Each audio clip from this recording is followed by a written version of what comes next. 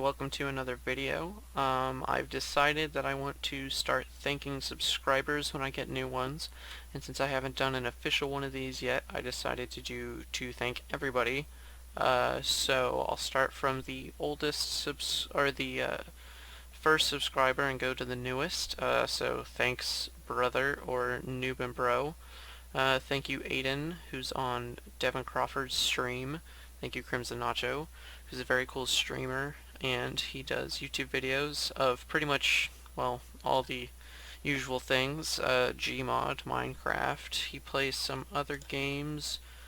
Let me see what some of them are.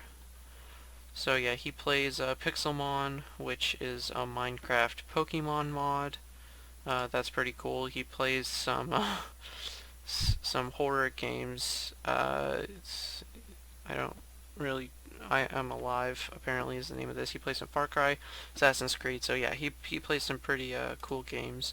Um, Shakir plays. I've made a video with him. He also has another channel that's German. I don't know which one is German or which is English. He also has a channel intro or just motion design channel, and he has some pretty cool videos there.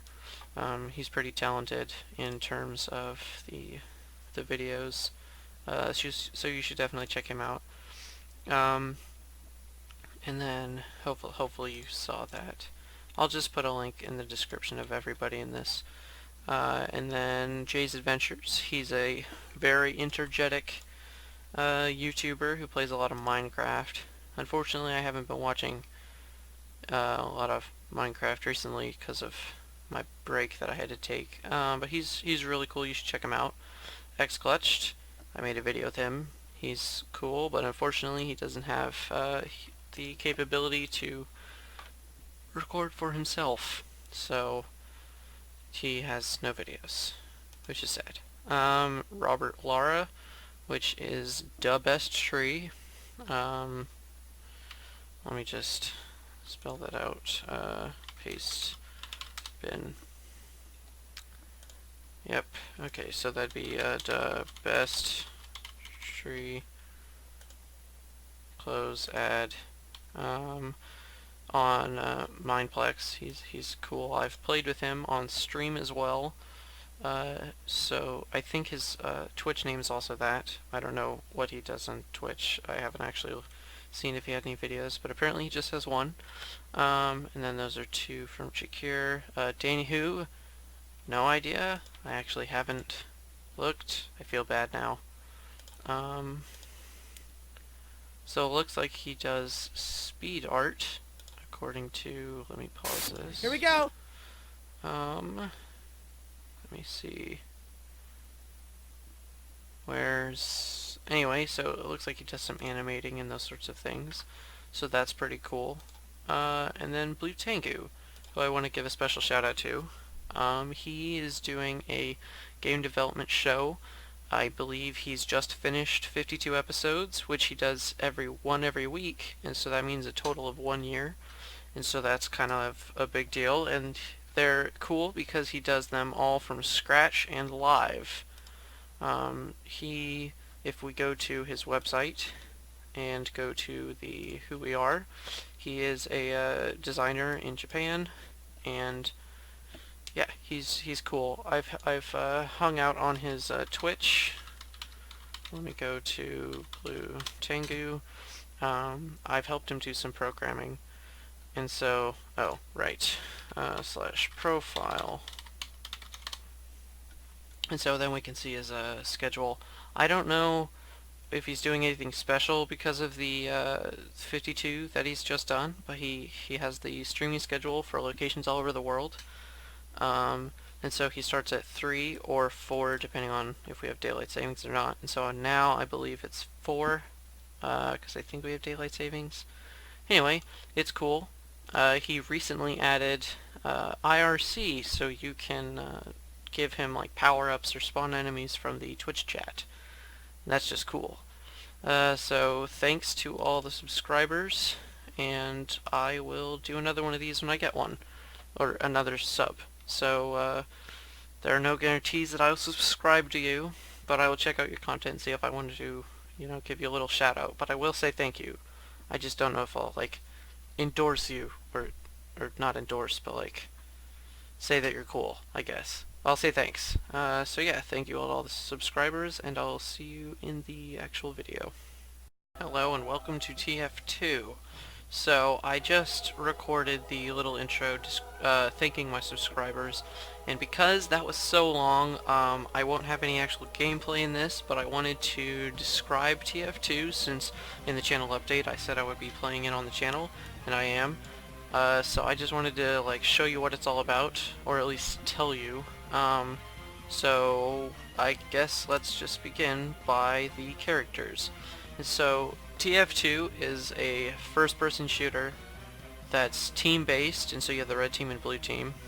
And when you're playing, you can pick a class. Different classes have different skills and abilities, or a health in the case of the heavy, which has the most health, which I think is 300. So you have Scout. He can run very quickly. He can double jump, and in the case of the Atomizer, he can even triple jump while taking damage, but he can still jump a lot better than other people. The Soldier, they have 200 health. I think Scout Light has... I'm just not going to guess on that. So Soldier has a rocket launcher, which is pretty cool. And so this specific rocket launcher gives me health when I hit an enemy on a successful hit. He can rocket jump, which is when you run forwards, and if any of you have actually seen TF2 videos, you probably know exactly what I'm talking about. You run forward and then you jump, and as you jump, you aim down and shoot the ground with a rocket, and you'll go flying a lot farther because of the explosion. And so I just recently got this item, which is awesome. It gives you a parachute in the middle of the air, which will, as it says, slow your descent. And so that allows you to do a lot of shots in the air.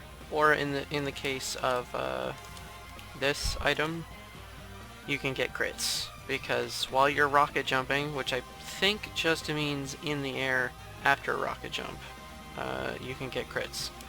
And then there's the Pyro, who is fire resistant and has a flamethrower, so that's pretty sweet looking. Yeah, so he only has short range attacks, except for when you get a flare gun or a detonator. Well, you start out with a shotgun, but in terms of fire from a distance, you can get one of those, and it's a flare gun to light them on fire. The Demo Man has little explosive pellets, or in the sticky bombs, any type that you have. They will stick to the ground, and then you can detonate them at a later time. And that gives him the ability to jump via explosives, just like Soldier does, except this one takes a little more skill. The Heavy has a minigun, and he has the most health with 300. He's very slow, however, which is a problem.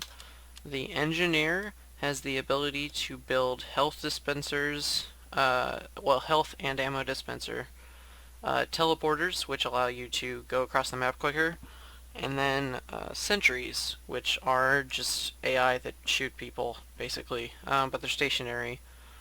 The Medic can heal people. He has a healing factor, so he gains health, and then he can get Uber Charge, which allows him to temporarily go invincible, and the person that he is healing to go invincible. And so a lot of times you'll see the medic with either a heavy or a soldier running straight into the battlefield while being invincible, because it's quite hard to fight against.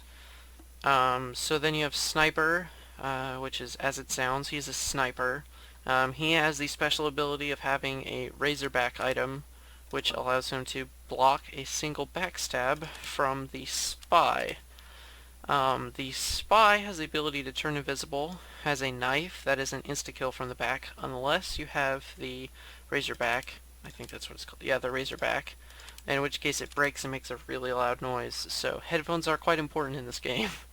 They can turn invisible, and you can actually hear that if you're the enemy team. And they have the ability to disguise as the enemy team, meaning your team if they're fighting you, which makes it harder to know that it's a bad guy. And then they have sappers, which allow them to destroy the things that the engineer builds, so he can destroy sentries and dispensers and those sorts of things. And so I don't know how long this video is, but I'll just go and describe these. So these are the different game modes that you can play. There are custom servers that you can do, but I usually just pick some of these. So payload, the blue team has to stand near the little cart and move it forward along the track. And then the red team has to defend. And every time you get a control point or a checkpoint or whatever, the cart I don't think will ever go backwards past there, and you gain time for the blue team. King of the Hill, there's a control point, and when you stand on it, a meter grows, and then once it goes all the way to the top, your team has now gained control, and the time will go down.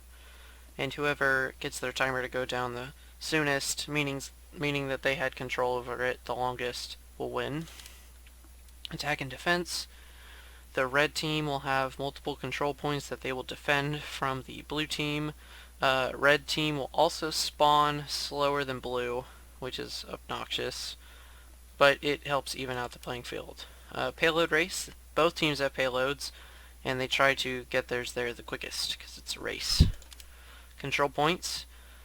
Every team, well, it'll be like a scale, and so you'll have maybe, like in this case, you'd probably have these two would be the middle, and if this one is the one that's currently being like the central point, then you don't care about this one, you only care about moving it either forwards or backwards by capturing these, or of course capturing the one that's the middle.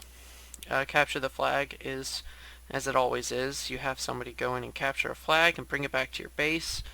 The only thing is, if you choose scouts, they cannot use the invincibility soda popper thing, which is very useful in battle, but you can't use it. And I don't think spies can become invisible when they are carrying the flag, which is a briefcase of documents. Special delivery, somebody has a bomb or whatever.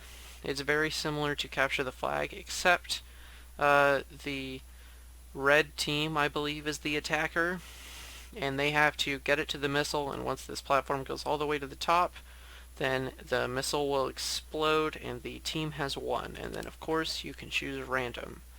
So I hope that gets you a little excited to play some TF2. I will be excited to play it in the next video. See you guys then.